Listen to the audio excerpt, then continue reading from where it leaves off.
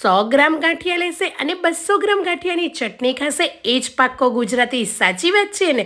તો આજે તે જ ચટણીની હું તમને રેસીપી આપીશ. સૌરાષ્ટ્રના પ્રખ્યાત વણેલા ગાંઠિયા જોડે ખવાતી ચટણી એક ટીપ સાથે જો તમે આ રીતે બનાવી લીધી ને તો તમે પણ હવે ઘરે બનાવવા લાગશો અને એટલી સરળ રીતે ફક્ત 5 થી 7 મિનિટમાં ચટણી બનીને તૈયાર થઈ જશે. તો વણેલા ગાંઠિયાની ચટણી બનાવવા માટે એક બાઉલની અંદર 50 ગ્રામ જેટલા લીલા ધાણા લઈશું.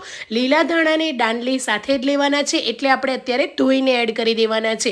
તો આ રીતે જે ઉપરની જે કૂણી દાંડલીનો જે ભાગ હોય છે ને એની અંદર રસનું પ્રમાણ થોડું વધારે હોય છે, એનાથી ચટણીનો ટેસ્ટ એટલો સરસ આવતો હોય છે. એટલે એકલા પાન નથી લેવાના, આ રીતે દાંડલી સાથે જ આપણે એક બાઉલની અંદર એડ કરી દઈશું. હવે અહીંયા મેં 20 થી 25 ફ્રેશ પુદીનાના પાન લીધા છે, એને પણ ધોઈ લીધેલા છે, એને એડ કરી દઈશું.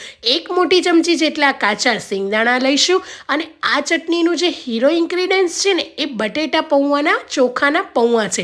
આ પૌવા એડ કરવાથી ચટણીમાં એકદમ દાણેદાર કાણી પડશે, ચટણી એકદમ સ્મૂથ થશે, લચકેદાર બનીને તૈયાર થઈ જશે. તો મેં અહીંયા મોટી 3 ચમચી જેટલા ચોખાના પૌવા લીધા છે અને 4 થી 5 વણેલા ગાંઠિયા આ રીતે એડ કરી દેવાના છે. ગાંઠિયા પણ આપણે આ રીતે જ વણેલા જ એડ કરવાના છે, એનો ટેસ્ટ ફ્લેવર એકદમ સરસ આવશે. અને થોડું એવું ગાંઠિયા અને પૌવા ઉપર પાણી એડ કરીશું, જેનાથી પૌવા અને ગાંઠિયા છે ને એકદમ સારી રીતે પલળીને સોફ્ટ થઈ જશે. જ્યાં સુધી પોચા ના પડે ને ત્યાં સુધી તમે જો ડાયરેક્ટ પીસશો ને તો એનો સ્વાદ નહીં આવે. એટલે આ રીતે ફક્ત 3 થી 4 મિનિટ આપણે ઢાંકીને રેસ્ટ આપીશું અને ચેક કરી લઈશું તો ગાંઠિયા અને પૌવા એકદમ સરસ રીતે પલળી ગયા છે, તમે જોઈ શકો છો.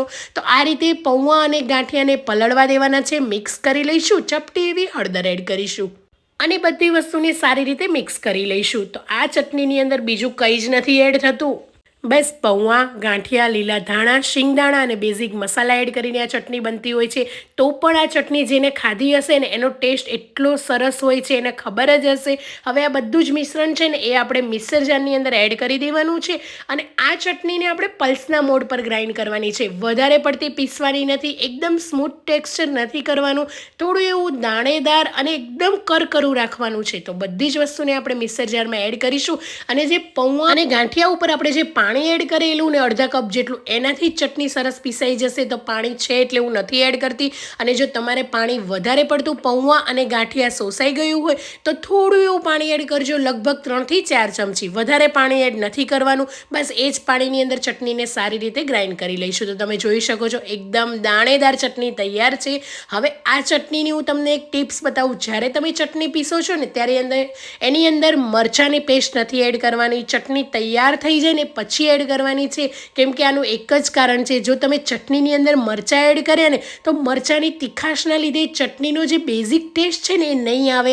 એટલે આપણે મરચાં પાછળથી જ એડ કરવાના છે. જેટલું તમે તીખું ખાવાના શોખીન હોય ને એ મરચાંની પેસ્ટ બનાવીને એડ કરી લઈશું. તો હું અહીંયા એક મોટી ચમચી જેટલી મરચાંની પેસ્ટ એડ કરી લીધેલી છે. તમે આદુની પેસ્ટ પણ એડ કરી શકો છો અને સ્વાદ પ્રમાણે આપણે મીઠું એડ કરી દઈશું. 2 લીંબુનો રસ એડ કરીશું. હવે જે બાર ચટણી બનતી હોય છે ને એની અંદર લીંબુના ફૂલ હોતા હોય છે, પણ જે આપણે ઘરે બનાવીએ છીએ ને એની અંદર આ રીતે લીંબુનો રસ એડ કરીશું ને તો ચટણીનો ટેસ્ટ તો સરસ જ આવશે અને લીંબુના ફૂલ આપણે એડ નહીં કરવા પડે. બધી જ વસ્તુને એકદમ સરસ રીતે મિક્સ કરી લઈશું. લીંબુનો રસ એડ કર્યો છે એટલે ચટણીની થિકનેસ છે ને થોડી એવી ઓછી થઈ જશે, પતલી થશે, પણ તમારે તમારી રીતે જેટલી થિકનેસ કરવી હોય ને એટલી તમે રાખી શકો છો. બધી જ વસ્તુ મિક્સ કરીને એક મોટી ચમચી જેટલી ખાંડ એડ કરીશું, જેથી બધા જ ટેસ્ટને બેલેન્સ થઈ જશે.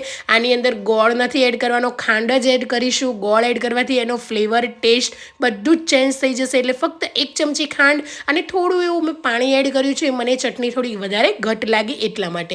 ચટણી આપણે સારી રીતે મિક્સ કરી લઈશું અને તૈયાર છે. તમે જોઈ શકો છો કેટલી સરસ બની છે, એકદમ સરળ રીતે ચટપટી. ઘરમાં બધા જ મસાલા મળી જશે આ ચટણી બનાવવા માટેના. તો તમે પણ આ રીતે ટ્રાય કરજો. અને આ ચટણી જો એક વખત બનાવી લીધી ને તો બહારથી તમે નહીં લાવો એ મારી ગેરંટી છે. એટલી ટેસ્ટી અને ઘરે એટલી અદ્ભુત બનીને તૈયાર થઈ જશે. તો આપણી એકદમ સરળ રીતે ચટણી તૈયાર છે. તમે જોઈ શકો છો બેઝિક સામાન 50 ગ્રામ લીલા ધાણા એડ કર્યા છે અને બીજા મસાલા ફક્ત એડ કરવાથી પણ બાઉલ ભરીને ચટણી તૈયાર થઈ જશે. ઘરમાં તમે 5 થી 6 જણા હશો ને તો પણ આ ચટણી તમે એન્જોય કરી શકશો. તો અને મેં આ ચટણીને સર્વ કરવા માટે વણેલા ગાંઠિયા ઘરે જ બનાવેલા છે. જો તમારે વણેલા ગાંઠિયાની રેસીપી જોઈતી હોય ને તો મને જરૂરથી કમેન્ટ કરજો. હું વણેલા ગાંઠિયાની રેસીપી પણ તમારી સાથે શેર કરીશ. તો ચટપટી એવી વણેલા ગાંઠિયાની ચટણી તૈયાર છે. તો કેવી લાગી આજની મારી રેસીપી એ પણ મને જરૂરથી જણાવજો. Thank you for watching. મળીએ એક નવા વિડીયો સાથે.